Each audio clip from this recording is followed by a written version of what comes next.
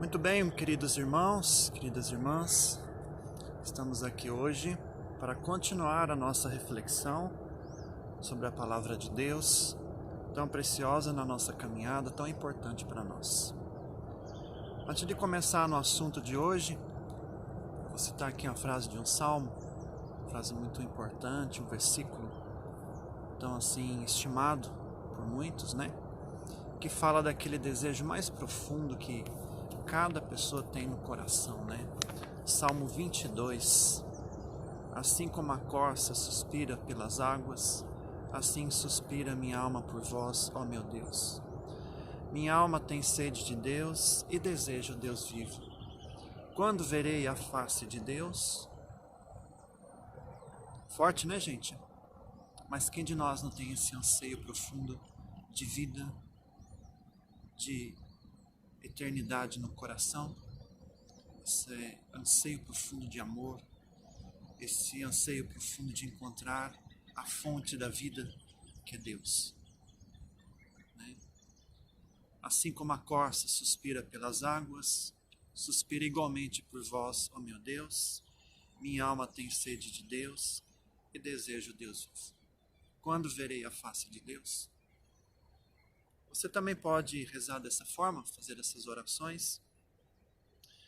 E esse desejo de séculos, de milênios, de tanto tempo, vai ser respondido através de Jesus Cristo. Jesus Cristo veio trazer para a gente essa água viva, essa fonte de vida, né?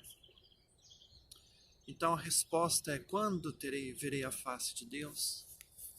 Jesus Cristo veio para a gente mostrar a face de Deus, né? Mas mesmo aí, nós precisamos sempre de alguém que nos mostre, que nos conduza, que nos faça ver, conhecer esse Jesus Cristo. Então nós precisamos de amigos. Que maravilha a gente ter amigos. Precisamos de bons amigos, né? Então na caminhada com Deus, lembre-se, você precisa de um amigo, de uma amiga, de alguém que possa realmente indicar para você onde é que está Jesus Cristo. E o Novo Testamento nos fala de alguns amigos. Se a gente for pegar os evangelhos, né? Nós temos Mateus, Marcos, Lucas e João. São 4 amigos que nos conduzem e nos mostram, nos apresentam para Jesus Cristo. E hoje nós queremos falar um pouquinho de um deles, ou melhor, de um dos evangelhos, né? O evangelho de Mateus. O evangelho de Mateus, não sei se vocês repararam, ele é bastante citado também pela igreja. Ele é chamado o evangelho eclesial. Se diz também que a partir dele é que a igreja foi construindo a sua doutrina de novo povo de Deus. É um evangelho muito importante, sobretudo porque nesse evangelho Jesus faz grandes discursos, seus grandes ensinamentos. Então ele é o mais valorizado da tradição da igreja, tem sido objeto de numerosos estudos. Já na antiguidade, né, a gente fala de Orígenes, João Crisóstomo, Cirilo de Alexandria, Hilário de Poitiers, Jerônimo, Agostinho e muitos outros comentaram o evangelho de Mateus para ajudar-nos a compreender o seu ensinamento e para ajudar a nossa compreensão de Jesus Cristo. Então Mateus é um grande amigo, porque ele traz para a gente toda essa riqueza, todo esse conhecimento de Jesus Cristo, né? E o texto proposto pelo evangelista, ele é bastante atrativo. A composição didática impressiona, né? E ele foi, assim, impressiona dentro do quadro das comunidades primitivas, as primeiras comunidades. Graças às pesquisas estruturais é possível identificar a estrutura de Mateus. Então são 5 grandes discursos de Mateus. O primeiro é o Sermão da Montanha. A gente sabe bem disso, né? O Sermão da Montanha. O segundo é a missão, o apostolado cristão, né? O Sermão da Montanha está lá no capítulo 5. 5, 3, 7, 27. O apostolado começa a partir do capítulo 10, quando Jesus fala da missão. Vai de 10, 5, 42. E a vida da comunidade cristã vai começar, né, esse grande discurso lá no capítulo 18 e vai pegar o versículo de 3 a 35. E o final dos tempos, de 24, capítulo 24, de 25 a 46. Essas 5 unidades demonstram como Jesus vive com seus discípulos, sobre os quais vai construir a comunidade do reino, de ajudar os crentes a aprendê-lo à memória, né? São discursos tão fáceis, tão claros, que a gente sabe de cor. De cor significa de coração, né? E ali, nesses discursos, Mateus vai distribuindo a doutrina do mestre, né? Assim. Então, todo catequista daquela época sabia. Não dava para fazer uma catequese sem isso daí, né? Como Marcos, o Evangelho de Mateus contará numa primeira parte, anúncio que Jesus faz do reino. Então ali se apresenta aquela questão das curas, ele caminhando, curando, né? E chamando os discípulos também. Numa segunda, mostra como o mestre, caminhando para a sua paixão, reúne os discípulos para constituir a comunidade. Testemunha reino Gênesis do reino, né? De Deus também. Beleza? Tá dando para acompanhar, gente? Espero que sim, né? Aí vem a pergunta, mas quem é que escreveu esse Evangelho de Mateus, ou melhor, quem é que foi esse Mateus, né? A teologia tradicional, ensinamento tradicional, identificou o evangelista Mateus como o apóstolo Levi, de quem fala o próprio Evangelho, né? E o nome Mateus significa dom de Deus, ou Deus dado. Aí tem o nome lá em grego, né? Teodoro, tem também no nosso português, né? O Teodoro significa dom de Deus, mencionados em todas as listas dos apóstolos, né? Do Segundo Testamento. Os pais... depois também... Isso. Os pais da igreja, Papias, Orígenes, Agostinho, Tanásio e muitos outros, reforçam a doutrinação bíblica e sustentam a ideia de que Mateus seja o Levi de quem fala nesse evangelho. Muito bem. A crítica moderna vai dizer que não foi o Mateus que escreveu o evangelho dele, mas que foi uma outra pessoa que escreveu o evangelho de Mateus. Não se sabe direito quem que escreveu, né? Mas os estudiosos dizem que foi um judeu gentio, quer dizer, um judeu que vivia entre os gentios, podia usar uma linguagem paradoxal. Como é que foi a partir da linguagem? Eles vão dizer isso aí, que foi um judeu gentio que escreveu. Data. O Evangelho de Mateus foi escrito depois do Evangelho de São Marcos. Então, se calcula, né, que deve ter sido entre os anos 70 e 80. Os estudiosos afirmam que o Evangelho de Mateus foi escrito a partir do Evangelho de Marcos, né? Ele foi organizado depois a partir do Evangelho de Marcos. E para quem é que ele está escrevendo? Para quem é que Mateus está escrevendo esse Evangelho? Roma tinha o Império Romano tinha 3 grandes cidades famosas. Roma, Alexandria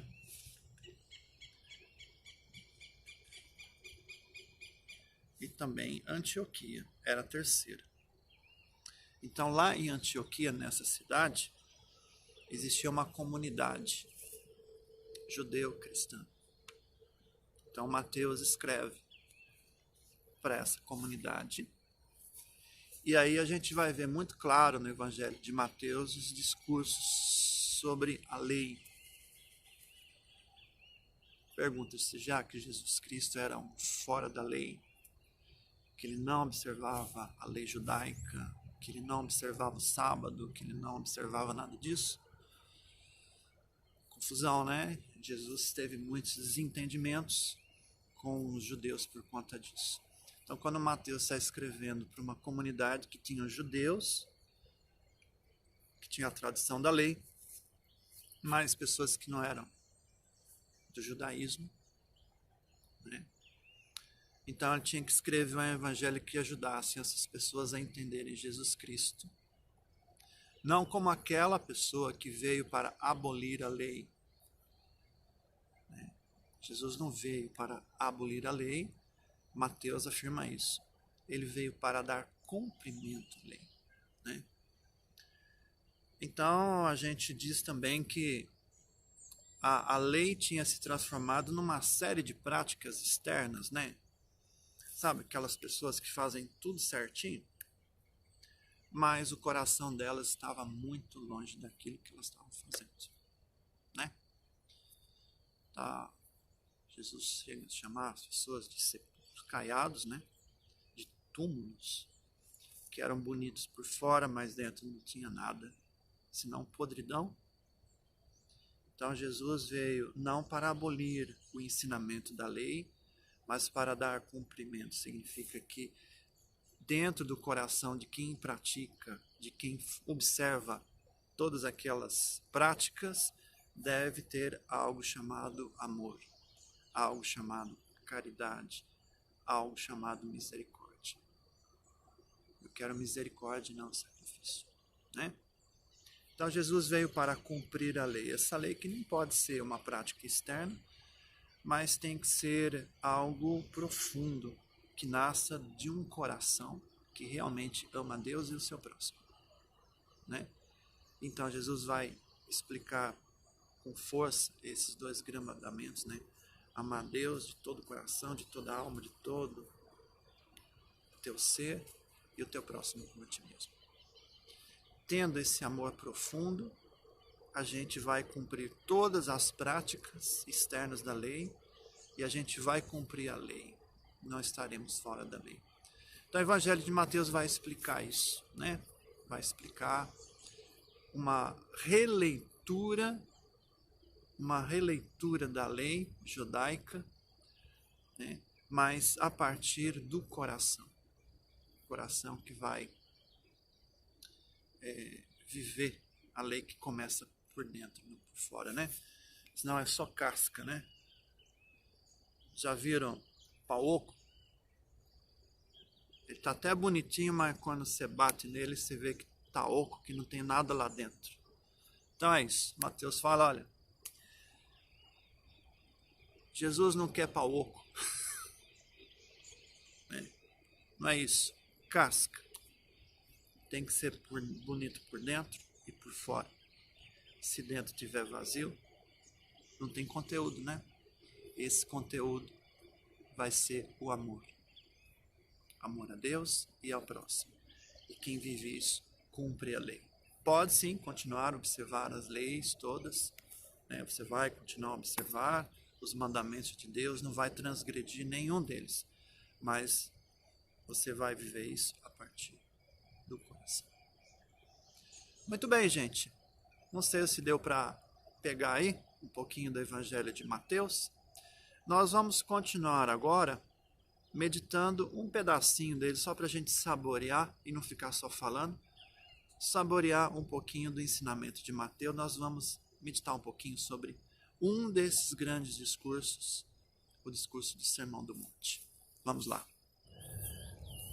Então, gente, vamos continuar. Não sei se vocês estão percebendo que aqui está ficando sempre mais claro.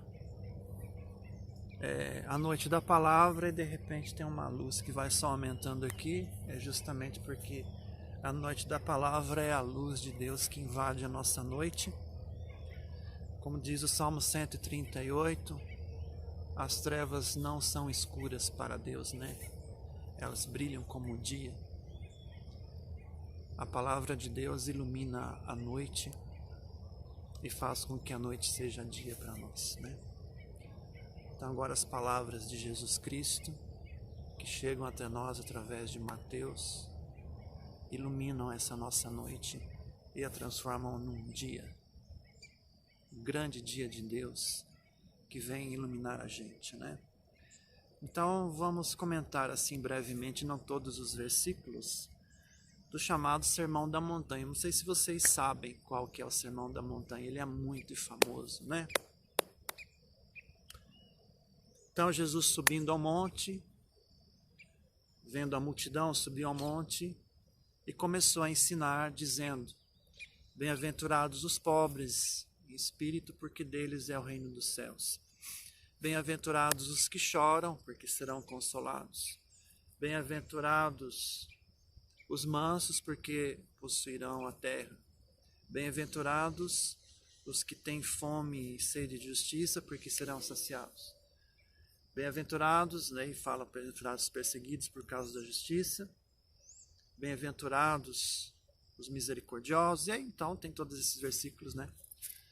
E vai concluir lá com o máximo, né, da bem-aventurança. Bem-aventurados sois vós quando vos perseguirem, vos maltratarem e falsamente disserem todo mal contra vós por causa de mim e do Evangelho. Alegrai-vos nesse dia, porque será grande a vossa recompensa no céu, porque foi assim que perseguiram os profetas que vieram antes de vós. Alegrai-vos e exultai-vos, porque será grande a vossa recompensa. Pergunta: de quem Jesus Cristo está falando quando ele fala? Aqui ele falando que essas pessoas são felizes. Eu não sei se dá para saber de quem é que ele está falando, né? Por muito tempo eu não pensava que ele tivesse falando especificamente de alguém, mas ele estava dizendo o desejo que ele tinha para que as pessoas que estavam escutando ele, que as pessoas fossem felizes, né? Mas assim, especificamente de quem ele falava quando ele comentava esse evangelho, eu nunca tinha pensado, até que um dia, estudando, meditando um pouquinho as bem-aventuranças, me veio uma grande iluminação através de um autor. Jesus está falando dele. Jesus está dizendo que ele é feliz. Ele é feliz, né? Jesus fala que ele é feliz. E se a gente for pegar mesmo a vida de Jesus, a gente vai ver que ele era pobre, que ele era aflito, né? Ele chorou, né? A gente vai ver que ele tinha fome de justiça, a gente vai ver que ele foi perseguido por causa da justiça. Vamos ver aí que ele era misericordioso, pacífico, e que ele foi perseguido, né? Mas Jesus está falando que vivendo assim, né, dessa forma, ele é feliz, porque cumprindo as bem-aventuranças, realmente dele é o reino dos céus. A ressurreição de Jesus Cristo, nós estamos aqui no tempo pascal, a ressurreição de Jesus Cristo é o cumprimento de toda a bem-aventurança. Jesus é feliz, porque com a ressurreição se concretizou tudo o que ele falou aqui, né? Foi consolado, o reino dos céus, foi saciado, né? Então, possui a terra e todas essas coisas, né? Então, Mateus está apresentando esse discurso de Jesus como o caminho da felicidade perfeita e como o caminho da nossa salvação. Então, qualquer cristão, né, precisa procurar viver as bem-aventuranças, precisa procurar colocar em prática. Então, precisa meditar, procurar entender esse ensinamento de Jesus Cristo tão importante, tão fundamental para nós, né? Não sei se a gente vai comentar pelo menos alguns destes versículos. Quando Jesus fala: bem-aventurados os pobres em espírito, porque deles é o reino dos céus. Essa pobreza aqui não significa a miséria que a gente vê no mundo, né? Jesus não está falando de miséria e Jesus não está apoiando a fome. Jesus não está falando disso. Jesus está falando da pobreza no bem-aventurado dos pobres de espírito, que significa a liberdade interior de todas as coisas. São Francisco de Assis foi talvez o que melhor entendeu isso daí, né? Não ter nada, ser totalmente livre de tudo, para possuir tudo e amar a todos, né? Se eu não sou apegado a nada, eu sou livre de tudo e tenho tudo. Se eu sou apegado a alguma coisa, eu não sou livre. Não tenho tudo e não recebo tudo. Então, a pobreza de espírito, vista como condição fundamental para acolher o tesouro dos tesouros, Deus. Enquanto tivermos apegos nessa terra e procurar consolações desse mundo, através das riquezas desse mundo, nós seremos pobres. Seremos pobres, porque seremos pobres de Deus e não teremos Deus. Então Jesus Cristo veio ao mundo e não se apegou a nada desse mundo e não quis nada desse mundo, e sendo totalmente livre disso, ele tinha toda essa vida de relação com o Pai e com o Espírito Santo.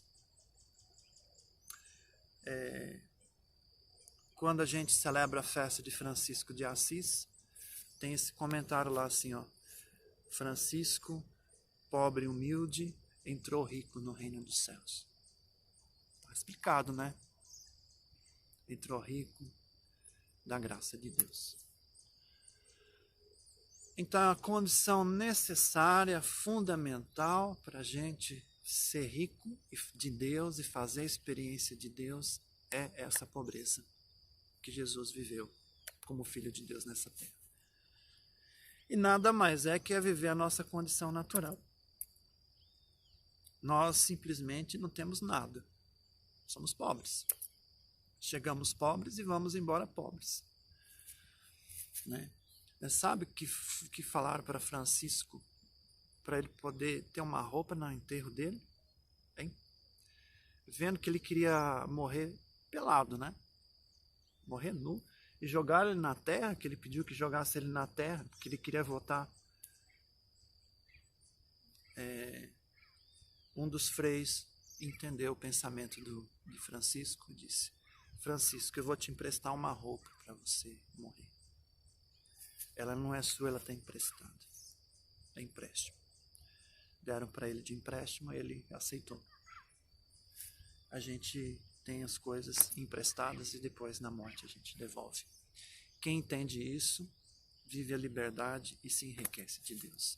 Bem-aventurados os pobres em espírito, porque deles é o reino dos céus. Esqueci de citar, mas vou comentar. Bem-aventurados os puros de coração, porque eles verão a Deus. Eu vou comentar essa e vou comentar só mais uma depois. Puro de coração significa as intenções, gente. Nunca tinha pensado nisso, sabe? Um dia meditando e escutando, lendo também os comentários, que a pessoa pura de coração é aquela pessoa que não tem más intenções. É aquela pessoa cuja intenção fundamental é o bem. Não julga, não condena, não maltrata, não agride ninguém. Coração puro. E não quer possuir nada. E não quer roubar nada. Mas que tudo olha e em tudo enxerga um sinal de Deus e em tudo ama a Deus. Disso vem o respeito. Disso vem o amor, a doação para com tudo e todos, né? É uma coisa de um homem olhar uma mulher. Ele pode enxergar a irmã dele ou pode enxergar na mulher algo para possuir. Né? E assim também as mulheres com os homens. Puro de coração, enxerga Deus no outro. E a única intenção é de amar Deus no outro. E faz bem o bem. Quem é puro de coração verá a Deus. Não depois, não, gente. Já nessa terra. Em tudo o que vê, em tudo o que olha, enxerga Deus e ama Deus. Pensa aí, se você tiver mais más intenções, ou se o seu olhar é um olhar que deseja possuir ou roubar qualquer coisa, está longe de ser pureza de coração. Não precisa conquistar, é isso daí, né? Então, Jesus é puro de coração porque dentro dele não existia nenhuma má intenção e nenhum desejo de posse de nada, senão contemplar, respeitar e amar a vida que estava ao redor dele. E para concluir, vou terminar com a terceira. Bem-aventurados misericordiosos, porque alcançarão misericórdia. É também um jeito de olhar a vida, né, gente? Pessoa misericordiosa é aquela pessoa que olha a miséria do outro e se sente atraída e vai lá para cobrir, para cuidar, para fazer o bem.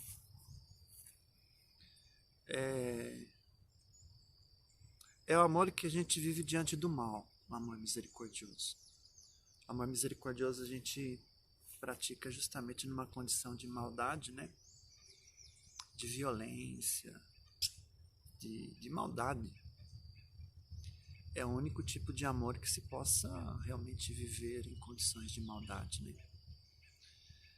Então, ser misericordioso não pode ser visto como um bem para o outro. Às vezes a gente acha que Deus está pedindo para a gente fazer o bem para alguém que não merece. Não. O amor misericordioso não é um amor que se oferece porque o outro merece. Se oferece justamente porque ele não merece, porque ele não tem aquilo.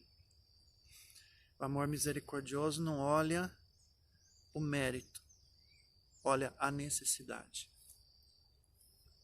Então, a pessoa que pratica o mal, ela precisa de muito perdão, de muita caridade para ela ter uma nova chance e ela poder encontrar a vida. Se eu olhar o que ela merece, eu vou acabar matando aquela pessoa. Então, no reino de Deus não é permitida a morte, a violência. No reino de Deus se olha a necessidade de oferecer a outro uma nova chance, uma nova oportunidade. E a esperança de que ele vai mudar. Pensa aí quantas vezes Deus ofereceu para você uma nova chance depois de você ter feito uma grande maldade. Você foi dormir, acordou e viu um sol maravilhoso despontando. Misericórdia de Deus. Você fala, puxa, eu não merecia nem estar mais vivo. Mas, diante do mal, se oferece um bem para que aquele mal se transforme num bem também. Então, não é questão de ser destruído pelo mal, a tal ponto que eu vou fazer o mal para destruir o mal, mas destruir o mal com bondade, com misericórdia, e assim trabalhar a Deus todos os dias, cuidando desse mundo com misericórdia e oferecendo todos os dias uma nova chance. Bem-aventurados misericordiosos, porque alcançarão misericórdia. Jesus, na cruz, rezava, Pai, perdoa-lhes porque não sabem o que fazem. Ele sabia o que estava fazendo, estava matando ele, né? Sabia muito bem o que era uma matança. Mas Jesus cobre aquela maldade, aquele buraco, aquele vazio com misericórdia. E se diz que ele vai fazer isso. E quando toda essa maldade, todo esse vazio que tem no mundo for coberto de misericórdia, enfim, estaremos no reino de Deus. Então Deus vai continuar derramando misericórdia todos os dias até que o mundo vai conseguir ficar pleno. Então a salvação. E eu preciso ser salvo porque eu preciso de misericórdia, mas eu vou recebendo também na medida em que eu vou derramando misericórdia ao que está ao meu lado. Se eu me fecho ao outro com ódio, com raiva, eu me fecho também e não consigo receber a misericórdia de Deus. É por isso que Mateus fala aí pra gente. Bem-aventurados misericordiosos, porque alcançarão misericórdia. Só vou conseguir receber se eu der, se eu tiver abertura. Concluindo, gente, deu para saborear um pouquinho o ensinamento de Mateus, aí, através do Sermão da Montanha. Comentei as 3 bem-aventuranças: os pobres em espírito, os puros de coração, né? E os misericordiosos. Os pobres é o reino dos céus. Os puros de coração vão ver Deus. E os misericordiosos alcançarão misericórdia. Concluindo, leia Mateus. Aqui a gente comentou só uns pedacinhos. Leia o evangelho todo, medite. Ele é seu amigo, que conduz você para saciar essa sede que você tem de Deus, né? Eu fiquei aqui na beira da represa para lembrar isso. Nós precisamos de água. Assim como a corça suspira pelas águas, suspira por vós, minha alma, ó meu Deus. Minha alma tem sede de Deus. Se a gente olha a água mata a sede do corpo, né? Mas aquilo que mata a sede da gente mesmo é o próprio Deus, e a gente entra em contato com Deus através da palavra dele. Que Mateus, com tanta inspiração do Espírito Santo, tão iluminado, escreveu para nós esse evangelho maravilhoso, onde a gente pode encontrar Jesus Cristo, essa água viva, e é onde a gente possa encontrar a Deus. Deus te abençoe, espero ter colaborado para que você tenha mais desejo de meditar sobre os evangelhos de Jesus Cristo hoje, de modo específico, o evangelho de Mateus. Deus te abençoe, continue aí conosco na noite da palavra, até a próxima semana.